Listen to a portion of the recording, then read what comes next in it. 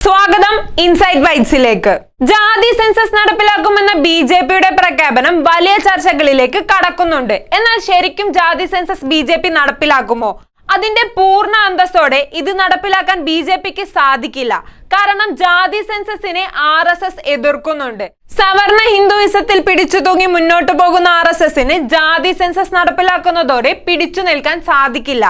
കേന്ദ്ര സർക്കാർ മന്ത്രിസഭാ യോഗത്തിലാണ് ഇക്കാര്യം തീരുമാനിച്ചതും പ്രഖ്യാപിച്ചതും. എന്നാൽ രാജ്യത്ത് തന്നെ നാഴികക്കല്ലാകുന്ന ഒരു പ്രഖ്യാപനം ആയതുകൊണ്ട് തന്നെ RSS വിഷയത്തിൽ ഇടപെടുമെന്ന് ഉറപ്പാണ്. ബിജെപി പിന്നോക്കം പോയില്ലെങ്കിൽ അത്ഭുതമുള്ളൂ.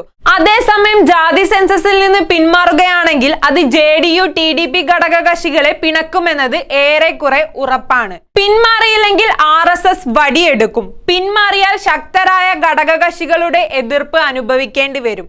തൃശങ്കുവിലാണ് ബിജെപി നിൽക്കുന്നത്. അതേസമയം കോൺഗ്രസ് അധികാരത്തിലെത്തിയാൽ സംവരണം അട്ടിമറിക്കുമെന്നും മുസ്ലിം ന്യൂനപക്ഷ വിഭാഗങ്ങൾക്ക് കൂടുതൽ ഇളവുകൾ നൽകുമെന്നുൾപ്പെടെ ബിജെപി നേതാക്കൾ ആരോപിക്കുന്നുണ്ട്.